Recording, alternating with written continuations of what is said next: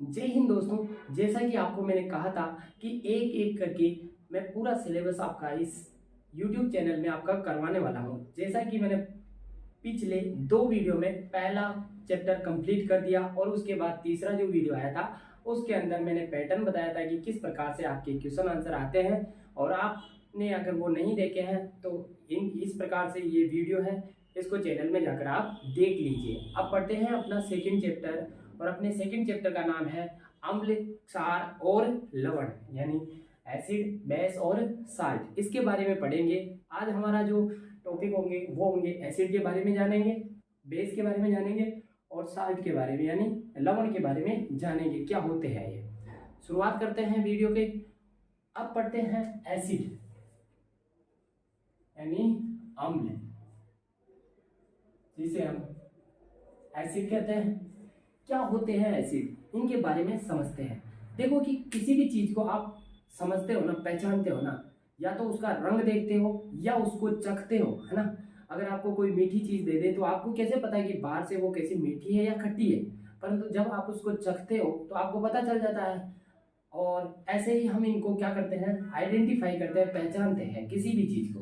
परंतु यहाँ पर एसिड, बेस और साल्ट क्या होते हैं, कैसे होते हैं, नहीं पता हमें। अब यहाँ पर आपको पता चल जाएगा और आप डेली लाइफ में जितने साल्ट, लवण, बेस यूज करते हो वो सारे के सारे आप जानने लग जाओगे। तो समझते हैं कि एसिड क्या होते हैं। सबसे पहली चीज तो आती है इनको पहचानने की, वो होता है स्वाद।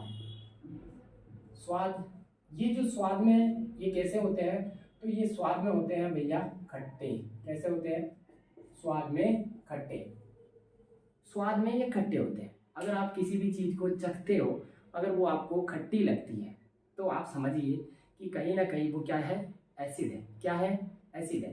जैसे बहुत सारी चीजें एसिड होती है जिसके अंदर अम्ल होता है यानी एसिड होता है, वो एसिडिक मैटर कहलाते हैं, एसिडिक पदार्थ कहलाते हैं। बताओ कि आपने खट्टे कौन कौन सी चीजें खाई है। जैसे कि इमली खाई है, उसके अंदर भी एसिड है। दही खाया है, दही के अंदर भी एसिड है। संतरे खाए हैं, संतरे के अंदर भी एसिड है। ऐसी जितनी भी चीजें जो कि स्वाद में कैसी होती है, खट्टी होती है, उनको क्या कहते हैं, एसिड कहते हैं। पहली चीज तो अपनी हो गई कंप्लीट। और दूसरी चीज आती है वो, ये जितने भी एसिड है वो निकालते हैं भैया H प्लस आयन। क्या निकालते हैं, H प्लस आयन। चलो इसको समझते हैं। H प्लस आयन कहने का मतलब ये है कि ये जितने भी एसिड होते हैं ना, इनके अंदर कहीं ना कहीं H मौजूद होता है। H यानी हाइड्रोजन आयन मौजूद होता है। जैसा कि एक एग्जांपल लेते हैं, अगर अपन किसी भी चीज को जैसे किसी में मिलाए, है ना, और उससे अगर हाइड्रोजन गैस निकल रही तो अपने को पता चल सकता है कि उससे कहीं ना कहीं उसके अंदर था, तभी तो निकला। जैसे यहाँ पर एक एग्जांपल लेते हैं कि मैं लेता हूँ कॉपर, ठीक है। एक ये धातु है, जब मैं इसको किसी अम्ल के साथ मिला दूं, जैसे कोई मेरा एक अम्ल है HCl, इस अम्ल के साथ जब रिएक्शन करवाऊंगा तो कॉपर Cl के साथ निकल जाएगा, Cu, copper chloride plus H2, ये हाइड्रोजन गैस।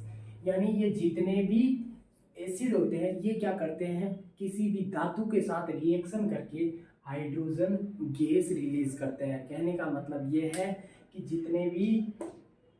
जितने भी एसिड है उनके अंदर कहीं ना कहीं H प्लस मौजूद था। इस H प्लस को समझाने के लिए मैंने एग्जांपल लिया। बाकी ऐसी रिएक्शनें आगे आएगी तो हम उसको पढ़ेंगे। समझते हैं, H प्लस आयन का पता चल गया, इनके अंदर H प्लस आयन होता है। दूसरी, अब अगली तीसरी चीज है, इनके को और पहचानने की के लिए यूज करते हैं लिटमस पत्र। ये क्या होता है भैया, ये होता है एक पौधे से प्राप्त ऐसा पत्र जो कि ना तो एसिडिक होता है और ना ही बेस होता है, ये दोनों के बीच वाले चीज है। तो ये बताता है कि जो ये जितने भी अम्ल है, एसिड है, ये क्या करते हैं, ये हो जाते हैं, लिटमस पत्र को कर देते हैं लाल। कैसा कर देते हैं, लाल।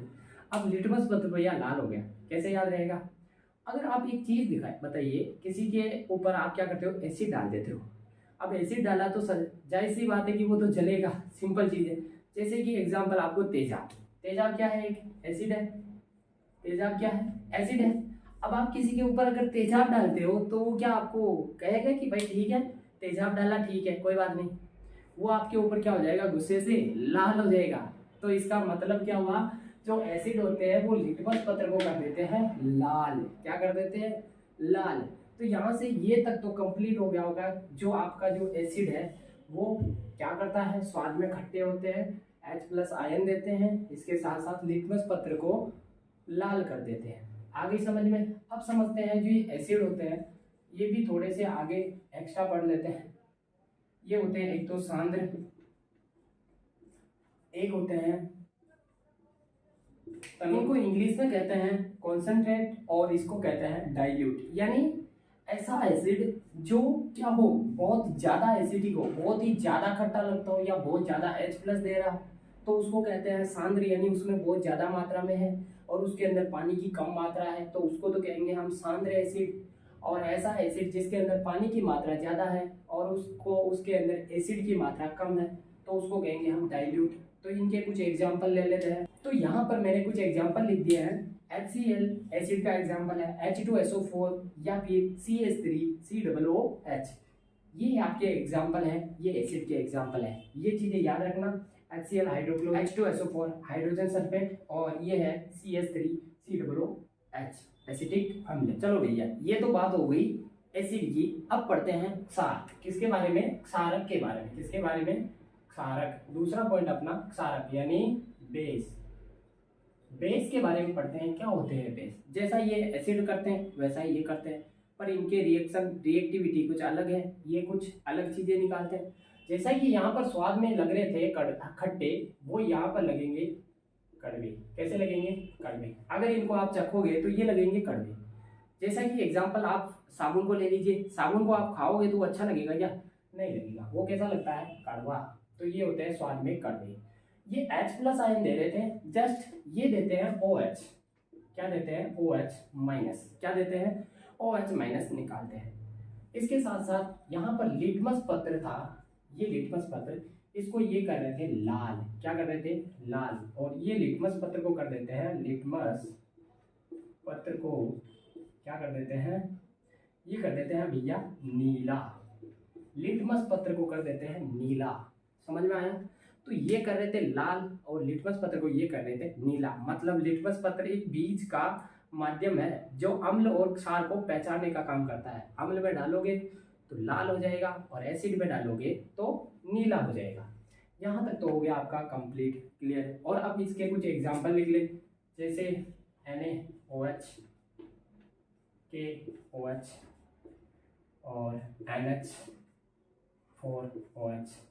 यहाँ पर वैसा ही है जैसा कि याद है, जिसके अंदर ज़्यादा बेस होता है उसको कॉन्सेंट्रेट कह सकते हैं, जैसे ये। और जिसके अंदर पानी ज़्यादा हो, बेस कम हो, तो उसको हम डाइल्यूट कह सकते हैं। यहाँ पर भी सेम ऐसा था, इधर ही ऐसा है, यानी कॉन्सेंट्रेट बेस और डाइल्यूट बेस। अब बात करते हैं एक शब्द की, वो शब्द है क्षार। क्षार ये क्षारक के अंदर का ही शब्द है, परंतु थोड़ा सा इसमें अंतर है। क्या है, ऐसे क्षारक जो जल में घुल जाते हैं, ऐसे क्षारक जो जल में घुल जाते हैं उनको कहते हैं क्षार। जैसे कि अपना ये सोडियम हाइड्रोक्साइड, ये क्या करता है, जल्दी से जल में घुल जाता है। ये जल में घुल जाता है, इसीलिए इसे क्या कहते हैं, क्या कहते हैं, इसे कहते हैं क्षार। अब पढ़ते हैं इनको पहचानेंगे कैसे। हमें क्या पता क्या है, कौन क्या है, पता तो चला ही नहीं, केवल लिटमस पत्र से पता चला। इसके अलावा भी ऐसे मेथड्स हैं जिससे कि आप पता कर सकते हो कि कौन एसिड है और कौन बेस है। जानते हैं इनको, पहले मैं कर दूं इनको रफ। इससे पहले आप अगर इनका स्क्रीनशॉट लेना चाहो तो स्क्रीनशॉट ले लीजिए। अब पढ़ते हैं इनको आइडेंटिफाई कैसे करेंगे, इनको पहचानेंगे कैसे, कौन एसिड है और कौन बेस है। पता नहीं कौन सा एसिड है, हमें तो इतना सा पता चला कि खट्टे कड़वे लगते हैं, कोई खट्टे लगते हैं कोई कड़वे लगते हैं। लिटमस पत्र को कोई लाल कर रहा था, कोई नीला कर रहा है, बस इतना सा पता था। इसको आइडेंटिफाई करने के लिए बहुत सारे सूचक होते हैं, उन्हें कहते हैं आइडेंटिफाई या फिर इंडिकेटर कहते हैं। क्या कहते हैं, इंडिकेटर। अब अलग अलग इंडिकेटर होते हैं, 3 प्रकार के इंडिकेटर हम यहाँ पढ़ने वाले हैं। चलो स्टार्ट करते हैं, चलो शुरुआत करते हैं। इंडिकेटर क्या होता है, कैसे इनसे पहचानते हैं और कौन कौन से इंडिकेटर होते हैं। 3 प्रकार के इंडिकेटर पढ़ेंगे। पहले है प्राकृतिक इंडिकेटर या प्राकृतिक या नेचुरल इंडिकेटर, प्राकृतिक सूचक। प्राकृतिक सूचक ऐसे सूचक जो कि प्रकृति में उपलब्ध है, हमें प्रकृति से मिल जाते हैं, पेड़ पौधों से मिल जाते हैं। अब देखो कि जो पेड़ पौधों से मिलते हैं उनको कहते हैं हम प्राकृतिक या नेचुरल। तो पेड़ पौधों से मिलता है, एक तो मिलता है लिटमस पत्र। क्या मिलता है? लिटमस पत्र। तो इसके बारे में आपको बताने की ज़्यादा जरूरत नहीं है, क्योंकि आप पहले इसके बारे में जान चुके हो किस प्रकार से ये नीला करता है और लाल करता है। एसिड में डालोगे तो लाल, और बेस में डालोगे तो ये क्षार यानी इसे नीला कर देगा। दूसरा हमारा हल्दी। हल्दी जो होती है ना, वो भी हम पौधों से प्राप्त करते हैं। तो ये दोनों जो सूचक है ना, ये कहलाते हैं नेचुरल इंडिकेटर। इनसे हम पता कर सकते हैं कि कौन बेस है और कौन क्षारक है, या कौन क्षारक है और कौन एसिड है। चलो दूसरा पढ़ते हैं कृत्रिम सूचक। कृत्रिम सूचक या फिर आर्टिफिशियल इंडिकेटर, ऐसे इंडिकेटर जिसको मानव ने बनाया है, आर्टिफिशियल तरीके से लैब में बनाया है या फिर किसी भी लेबोरेटरी संस्थान में बनाया है, उनको हम कहते हैं आर्टिफिशियल सूचक। ये कितने प्रकार के होते हैं? तो ये भी हम 2 प्रकार के यहाँ पर पढ़ने वाले हैं। तो यहाँ पर मैंने लिखे हैं ये आर्टिफिशियल इंडिकेटर। तो इंडिकेटर, आर्टिफिशियल इंडिकेटर हमके 2 याद रखने हैं। एक तो होता है फिनोप्थेलिन और होता है दूसरा मेथिल ऑरेंज। जब आप फिनोप्थेलिन को क्या करते हो, एसिड के अंदर डालते हो, तो फिनोप्थेलिन जैसा था वैसा का वैसा ही रहेगा, यानी इसका जो कलर है वो चेंज नहीं होगा। परंतु मान लो कि आप क्या करते हो, ये जो बेस है इसको आप जब उसके अंदर डाल दोगे पानी के अंदर, उसके ये जो बेस है इसको आप जब फिनोप्थेलिन के अंदर डाल दोगे तो ये गुलाबी रंग का हो जाएगा। इससे आपको पता चल जाएगा कि ये क्या है, बेस है। और इसके बाद मेथिल ऑरेंज, इसको जब आप एसिड में डालोगे यानी इसे अम्ल में डालोगे तो जो वो अम्ल है वो कैसा कर देगा, उसको लाल कर देगा। अगर आप उसको बेस में डालते हो, जिस किसी भी पदार्थ में डालते हो और उसका जो कलर है वो हो गया पीला यानी येलो हो गया, तो आपको पता चल जाएगा कि वहाँ पर क्या है, बेस है। तो यहाँ से आपको जो आर्टिफिशियल हमारे इंडिकेटर है उनसे पता चल सकता है कि किस प्रकार से कौन बेस होता है और कौन एसिड होता है। अब लास्ट अपना पढ़ते हैं गंधीय सूचक, जिसको स्माइली इंडिकेटर कह सकते हैं। इनको पढ़ते हैं स्माइल। इनका अर्थ क्या होता है, ऐसे जिसको हम सूंघ कर या टेस्ट करके आइडेंटिफाई कर सकते हैं, परंतु हमारी जो रसायन है ना उसके अंदर हम किसी भी चीज़ को हम सूंघ तो सकते हैं परंतु उसको टेस्ट नहीं कर सकते हैं। अगर भैया मान लो कि वहाँ पर एसिड होगा और आपने उसे टेस्ट कर लिया, तो हो सकता है कि आपका जो जीभ है वो बिल्कुल जल जाए या उसका नुकसान हो सकता है आपको। इसीलिए इसको हम क्या नहीं कर सकते हैं, इसको टेस्ट नहीं कर सकते हैं, इसीलिए सूंघ कर ही पता चलाएंगे। तो स्मेल करके या फिर सूंघ कर उसको समझेंगे। तो ये कौन कौन से होते हैं, चलो मैं यहाँ पे लिख देता हूँ। ये जो इंडिकेटर है इनको आप क्या कर सकते हो, सूंघ कर भी पता लगा सकते हो कि कौन एसिड है और कौन बेस है। अगर आप क्या करते हो, प्याज को है ना किसी भी पदार्थ में डालते हो, अगर उस प्याज की जो गंध है वो अगर बढ़ गई यानी गंध अगर ज्यादा आने लग गई, तो आप वहां पर समझ सकते हो कि वो क्या है, एसिड है। क्या है, एसिड है। इनकी गंध बढ़ा देता है,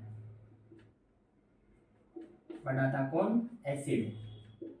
परंतु बेस कौन, जिसमें कुछ पता नहीं चलता, बेस क्या करेगा, बेस जैसी गंध है नो चेंज, ठीक है, उसमें क्या होगा, कोई चेंजमेंट नहीं आएगा। यानी जो बेस में डालोगे तो आप कोई चेंजमेंट नहीं आएगा, और जो प्याज है उसको अगर एसिड में डाल दिया तो क्या होगा, उसकी जो गंध है वो बढ़ जाएगी। इसके बाद बात करते हैं, यानी जो वेनिला है, ये वेनिला है। इस वेनिला को आप कैसे पहचानोगे, इससे कैसे पता लगाओगे कि कौन एसिड है और कौन बेस है। तो इसमें क्या होता है, जो इसकी गंध है वो एसिड में नो चेंज, ठीक है, कोई चेंजमेंट नहीं आता है। परंतु जब आप इसको बेस में डालोगे यानी इसको क्षार में डालोगे, तब इसकी जो गंध है वो गंध खत्म कर देगा। कौन खत्म कर देगा, जो बेस है वो इस वेनिला की गंध को खत्म कर देगा। यानी इसे आप कैसे पता लगा सकते, जो लेते हो आइसक्रीम वगैरह में मिल जाता है वेनिला, उसका गंध जैसी आ रही थी वैसी रहेगी, परंतु इसको जब आप किसी बेस में डाल दिए हो तो वहां पर वो गंध को क्या करेगा, खत्म कर देगा। अब समझते हैं थोड़ा सा लौंग का तेल। ये जो लौंग का तेल है ना, इससे भी पता चलता है कि किस प्रकार से कौन एसिड है और कौन बेस है। तो समझते हैं ये क्या करता है, जब आप इसे एसिड में डालोगे तो इसमें कोई चेंजमेंट नहीं आएगा। कोई चेंजमेंट नहीं आएगा, जैसा यहाँ पर जैसा था वैसा का वैसा ही रहेगा। परंतु जब इसे आप बेस में डालोगे तब इसमें क्या होगा, कोई गंध नहीं आएगी, गंध खत्म। ये भी गंध को इसको क्या कर देगा, बेस खत्म कर देगा। तो यहाँ से आपको यहाँ तक तो क्लियर हो गया होगा कि हम एसिड और बेस का कैसे पता कर सकते हैं। 3 सूचक याद रखने हैं, प्राकृतिक सूचक नेचुरल इंडिकेटर, दूसरे होते हैं कृत्रिम सूचक जिसको मानव ने लैब में बनाया है उसको कह सकते हो आर्टिफिशियल इंडिकेटर, और तीसरे होते हैं स्माइली यानी गंधीय सूचक। तीनों के ये नाम है, नाम को याद रखना, आपको कोई ज़्यादा इतना नहीं पूछेगा डिटेल से, परंतु ये थोड़ा सा नाम याद रखना आपको, कौन कौन से प्राकृतिक है, कौन कौन से आर्टिफिशियल है और कौन कौन से स्माइली इंडिकेटर है। हमने देख लिया एसिड क्या होता है और बेस क्या होता है। अब पढ़ते हैं यानी साल्ट के बारे में। तो ये लवण कैसे बनता है इसके बारे में जानते हैं। जब कोई एसिड है यानी अम्ल है वो किसी क्षारक के साथ रिएक्शन करता है तब उसका बनता है लवण प्लस जल। क्या बनता है, लवण प्लस जल। एक और देखते हैं, जब कोई धातु अम्ल या क्षारक के साथ अभिक्रिया करती है तब लवण या फिर हाइड्रोजन गैस निकलती है। तो इससे अपने को क्या पता चला कि जो अम्ल है या फिर क्षारक है ये अभिक्रिया करेंगे या तो धातु से या ये दोनों आपस में अभिक्रिया करेंगे, तो जो एक कंटेंट बना अपना, जो एक पदार्थ बना उसको कहते हैं लवण। जैसे कोई एक एग्जाम्पल लेते हैं अम्ल का और क्षारक का, HCl प्लस NaOH ले ले।